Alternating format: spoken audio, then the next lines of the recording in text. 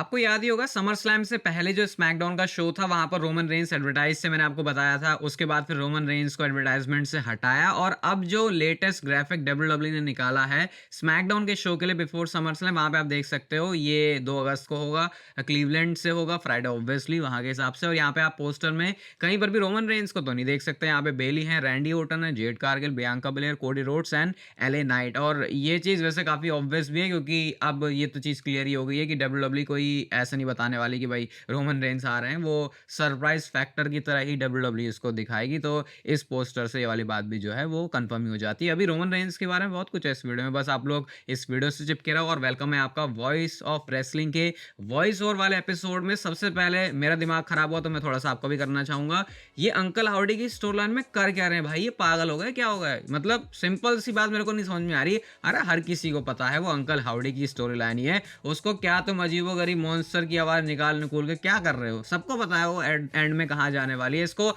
इतना स्ट्रेच क्यों कर दिया उन्होंने, मेरे को तो नहीं समझ में आ रहा। अभी रॉ टॉक भी चल रहा था, तो रॉ टॉक में रॉ टॉक का जो शो होता है रॉ के बाद, तो उसमें जो इंट्रो होता है आपको पता है डब्ल्यूडब्ल्यू का जो बड़ा मस्त सा उन्होंने बना दिया, बिल्कुल जैसे जैसे क्या है वो मार्वल डीसी टाइप का बना दिया ना। तो उसमें क्या हुआ, वो डब्ल्यूडब्ल्यू का जो इंट्रो है वो इंट्रो ही पूरा ग्लिच और बीप इन सब चीज़ों से ही भरा पड़ा है, जो कि अगेन टीज है अंकल हाउडी की स्टोरी लाइन का। मुझे ये नहीं समझ में आ रहा कि उसमें वो कोट लिख देते हैं, कैप्शन लिख देते हैं, उससे होता क्या है? क्योंकि देखो इसीलिए मैंने तो क्यूआर कोड ऐसे बताना ही बंद कर दिया। जब कुछ अगर कुछ ऐसा मुझे पता चलेगा कि भाई अंकल हाउडी की स्टोरी लाइन में रायबैक की इन्वॉल्वमेंट है तब तो मैं बताऊंगा, लेकिन वो स्टोरी लाइन बस बिल्कुल वैसी ही चल रही है। उसमें यह है कि अंकल हाउडी तब आ जाएंगे, ये हो जाएगा, इसका वो हो जाएगा, पता नहीं यार क्या है वो। लेकिन रॉ टॉक में भी ये वाली जो बकलोली है वो फिलहाल कंटिन्यू है। तो ये तो मैंने अभी बता दिया आपको क्योंकि ये जो है कुछ ज़्यादा ही घसीट रहे हैं इसे, और मेरे को शायद ये बताना भी नहीं चाहिए था, लेकिन मेरे को लगा भाई कुछ तो मुझे बोलना है इसके बारे में, तो बोल दिया मैंने। नेक्स्ट कोडी रोड्स ने एक ट्वीट किया है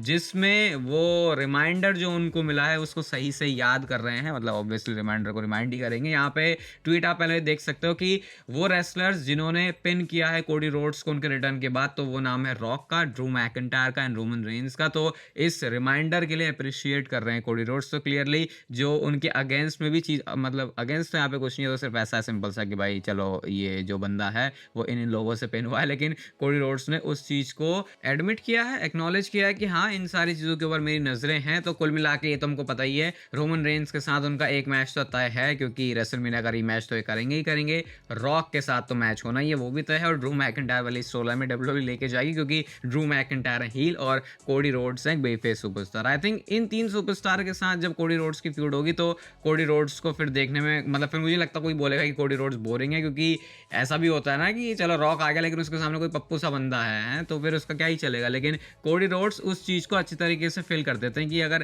कोडी रोड्स की फ्यूड किसी के साथ है तो फिर उसको देखने में मजा आता है। और यहाँ पे बहुत सारे लोग अंडर एस्टिमेट कर देते हैं फिर कोडी रोड्स को कि यार कोडी की वजह से नहीं हुआ, वो तो दूसरा सुपरस्टार था सामने। बट उतना मैं इस चीज से अग्री नहीं करूंगा। हाँ बहुत केसेस में अभी डब्ल्यूडब्ल्यू के अंदर जो मामला चल रहा है वो फिर उसमें कह सकते हैं कि वो चैंपियनशिप रोमन रेंस के पास से कोडी रोड्स के पास है, तो मामला वैसा लग रहा है। लेकिन फिर यार वो रिपीट करके फायदा नहीं है चीज़ों को, बहुत सारी अलग अलग वीडियोस में बात कर ली है इसके बारे में। जिंदर महल के बारे में बात कर लेते हैं भाई। तो उनका जो रिटर्न है वो अनाउंस हो चुका है। शिकागो 26 जुलाई को जो इवेंट होने वाला है वहां पर एक्शन में होंगे जिंदर महल, लेकिन अब उनका जो नेम है वो जिंदर महल जिंदर महल नहीं है, महाराजा के नाम से तो है, लेकिन जो उनका नेम है आप देखते होगे अपने सोशल प्रोफाइल में भी उसको यूज करते हैं, राजदेसी, वो नाम के साथ वो कंपीट करने वाला है, क्योंकि ऑब्वियसली जिंदर महल जो है डब्ल्यूडब्ल्यू की प्रॉपर्टी है। और उसके बाद जो अगला भी है इसी साल में, ये तो वैसे काफी लेट में, नवंबर दिसंबर के आसपास ये होगा, रेसलकेड इवेंट के अंडर, मतलब प्रमोशन के अंडर जो है वो कंपीट करने वाले हैं दोबारा से। तो अपना जो अब इंडी में है सिस्टम उसको भी शुरू कर रहे हैं जिंदर, और अच्छी बात भी है भाई क्योंकि डब्ल्यूडब्ल्यू से तो निकल गए हैं, अब फिर से जर्नी बनानी है। और ऐसा पास्ट में बहुत सारे सुपरस्टार्स के साथ हुआ है जो कि डब्ल्यूडब्ल्यू से निकल के खुद वापस आते हैं, इवन जिंदर महल वो पहले भी कर चुके हैं। तो लेट्स सी अब उनका फ्यूचर जो है आगे वो कैसे चलता है। ब्लड लाइन के मेंबर्स के साथ जो भी रिसेंटली आपको पता प्रॉब्लम है, और वो प्रॉब्लम है कि लोग उनको ज्यादा सीरियसली नहीं ले रहे। और एनजेपीडब्ल्यू या बाकी प्रमोशन के अंदर टामा टोंगा और टोंगा लोआ को हमेशा से ऐसे ही दिखाया गया है कि भाई ये तो क्रेजी लोग हैं, बिल्कुल पागलपंती वाले कर रहे हैं। अगर मैं आपको बताऊं कि डब्ल्यूडब्ल्यू क्या करना चाहती है ये ब्लड लाइन के मेंबर्स के साथ, तो आप इसको कंपेयर कर सकते हो ब्रॉन ब्रेकर से। जैसे ब्रॉन ब्रेकर को दिखा रहे हैं भाई ओहो ये तो तबाही है, बिल्कुल उस वे में एक्चुअल में डब्ल्यूडब्ल्यू विजन करती है इनको बुक करने के लिए ऑन टेलीविजन। अब वो कर तो रहे हैं या फिर नहीं भी कर रहे पता नहीं, लेकिन फील तो नहीं हो रहा ब्रॉन ब्रेकर जैसा, समझ रहे हो? मतलब ये आई थिंक सबसे सिंपल मैं आपको कंपैरिजन करके बता सकता हूँ कि एक्चुअल में क्या करने का प्लान है ब्लड लाइन के मेंबर्स के साथ। लेकिन वो इतने खतरनाक तो फील हो नहीं रहा, वो अपने दांत चबाते रहते हैं टामा टोंगा, तो उससे तो भाई कोई बंदा फिर सीरियसली क्या ही लेगा फिर। तो इवन भाई लाइव एंड में एक फैन की वीडियो थी, वो टामा टोंगा को देख के वैसे कर रहा था, तो वो टामा टोंगा बस इग्नोर करके ही चले जाते हैं उसे। तो भी थोड़ा सा मजाक सा बन गया ऐसा लग रहा है, उतना सीरियस नहीं लग रही चीज़ें जो कि होनी चाहिए थी। बट आई थिंक अभी इंप्रूवमेंट के इसमें बहुत स्कोप है, पॉल हेमन साथ में है, तो फिर मैं स्टिल अभी इस गाड़ी की सवारी जो है करना चाहूँगा आगे भी। नेक्स्ट एक पिक्चर ही बस आपको दिखाऊंगा और यही काफ़ी कुछ बयां कर देगी कि क्या स्टोरी लाइन में कुछ और तड़का पड़ने वाला है लिव मॉर्गन और डोमिनिक की जो चल रही है। यहाँ पे आप देख सकते हो बहुत पुरानी है ये फोटो, ये as styles, Liv Morgan and Finn Balor जो है टू स्वीट कर रहे हैं। कुछ साल हो चुके वैसे इस फोटो को, लेकिन यहाँ से अब जो एजेंडा है अब वो क्लियर है कि फिन बैलर तो लिव मॉर्गन के साथ जाएंगे। अब एज स्टाइल्स तो मतलब ये तो थोड़ा सीन अलग हो गया, लेकिन मेरे को लगता है मेन ये फोकस किया जा रहा है फिन बैलर और लिव मॉर्गन के ऊपर। ये मिक्स्ड टैग टीम मैच में ये पार्टनर्स थे क्या, ऐसा कुछ नहीं, आई थिंक नहीं थे, पता नहीं, मेरे को याद नहीं आ रहा भाई, किसी की मेमोरी शार्प है तो बताना जो हुआ था वो, उसमें क्या फिन बैलर का पार्टनर कौन था। तो उसमें क्या मतलब इससे ये चीज़ क्लियर है कि ये शायद स्टोरी लाइन अभी कनेक्ट करना चाहे तो कर सकते हैं कि भाई फिन बैलर भी लिव मॉर्गन के साथ ही होली है और ये सब जो है पता नहीं क्या होगा फिर बेबी फेस टर्न को, बहुत कंफ्यूजन है। लेकिन कुछ एंगल है जिसको डब्ल्यूडब्ल्यूई प्ले कर सकती है यहाँ पे, क्योंकि पुरानी कुछ हिस्ट्री तो है यहाँ पे।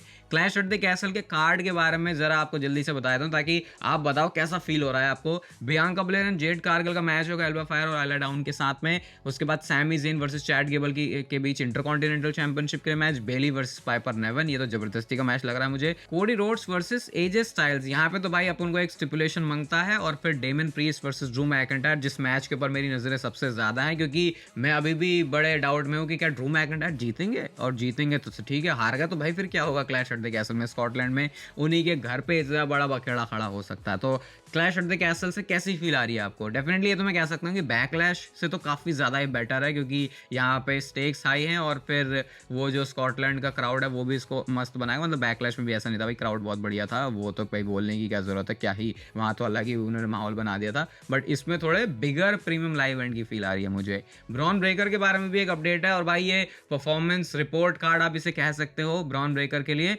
तो फाइटफुल ने ये रिपोर्ट किया है कि डब्ल्यूडब्ल्यूई की जो मैनेजमेंट है वो वेरी हैप्पी, यानी बहुत ज़्यादा खुश है अब तक की जो ब्रॉन ब्रेकर की परफॉर्मेंस रही है मेन रोस्टर में। और जब ऐसी चीज़ें आपको सुनने को मिल जाए कि भाई मैनेजमेंट भी खुश है, फैंस भी खुश हैं, तो समझ लो ये परफेक्ट एक फ्यूजन होता है चीज़ों को बिल्कुल तेज़ी से ऊपर लेके जाने के लिए, आगे बढ़ाने के लिए। तो बस भाई मुझे लगता है 1 साल बाद, आज क्या है 6 जून 2025 को जब मैं ब्रॉन ब्रेकर के बारे में बात कर रहा हूँ, तो भाई पता नहीं क्या ही तब तक हो चुका होगा ब्रॉन ब्रेकर के साथ में। इसमें ऐसी पोटेंशियल है डब्ल्यूडब्ल्यूई के पास चीज़ें करने की जो कि शायद वो अब तक किसी और सुपरस्टार के साथ नहीं कर पाए हैं। और जब मैं ये बोल रहा हूँ तो इसमें डब्ल्यूडब्ल्यूई की इतनी रिच हिस्ट्री है, और स्टिल अगर ब्रॉन ब्रेकर के बारे में ऐसी बातें बोली जा रही हैं और उसका सेंस या फिर वो डिबेटेबल टॉपिक बनता है, तो इसका मतलब कि भाई सच में कुछ तो कमाल हो रहा है ब्रॉन ब्रेकर के साथ। और सैमी ज़ेन की बात करते हैं भाई, तो सैमी ज़ेन के जो है 60 दिन 60 डेज पूरे हो चुके हैं एज इंटरकॉन्टिनेंटल चैंपियन। और मैं आपसे पूछूंगा भाई क्या लगा आपको अब तक सैमी ज़ेन को इंटरकॉन्टिनेंटल चैंपियन देख के? स्पेशली उन्होंने गुंथर को हराया है जो कि इतने टाइम से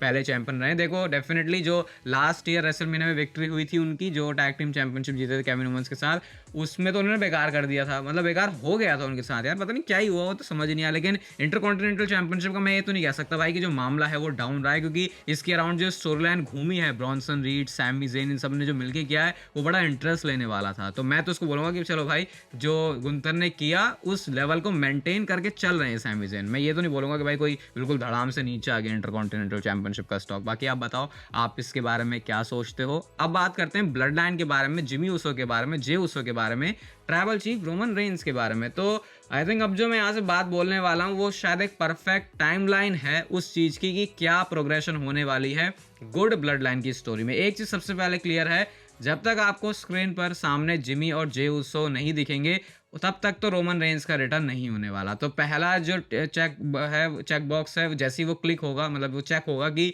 जिमी और जे साथ में आ चुके हैं, इसका मतलब अब प्रिपरेशन पूरी हो चुकी है रोमन रेंस के रिटर्न की। तो यहाँ पे लेकिन सबसे बड़ी बात है कि सबसे ये गुड ब्लड लाइन और बैड ब्लड लाइन को अगेंस्ट भी तो होना पड़ेगा। गुड ब्लड लाइन का पार्ट है इस समय जे ऊसो, मतलब वो तो अकेले ही हैं, लेकिन बैड ब्लड लाइन तो पूरी चल रही है इस समय। तो शायद ये सबसे पहले जे ऊसो से पंगे लेने वाले हैं, और जे ऊसो से कैसे पंगे ले सकते हैं, अभी देखो आगे शो आ रहे हैं, मनी इन द बैंक भी होगा और उसके लिए ऑलरेडी बहुत सारी बड़ी-बड़ी बातें जे ऊसो ने बोल दी, तो क्या पता वो कॉस्ट करवा दें उनको कि भाई हम तो अपने अपने ये अच्छे वाले साथी का जो है साथ नहीं देंगे। अब जे ऊसो के साथ पंगे हो गए तो फिर हो सकता है जिमी ऊसो आ जाएँ, और जब जिमी ऊसो आ जाएँ तो फिर उसके बाद रोमन रेंस आ जाएँ, और उसके बाद रोमन रेंस आ जाएँ तो फिर गुड और बैड ब्लड लाइन की जो स्टोरी है वो शुरू हो जाए, और उसके बाद तो फिर इसमें रॉक को डाल दो, जेकब फाटो को डाल दो। हो सकता है स्टोरी के अंदर जेकब फाटो का भी रोल भी नहीं पता कि वो गुड साइड में होंगे फिर बैड साइड में होंगे। तो ये पूरी एक कहानी है जो कि बन सकती है, और इसका ही होने का सबसे ज़्यादा चांस है। अब इसमें आप अलग-अलग और एंगल्स डाल सकते हो कि भाई ऐसे करके हो सकता है, वैसे करके हो सकता है, जो कि पूरी तरीके से पॉसिबल है, क्योंकि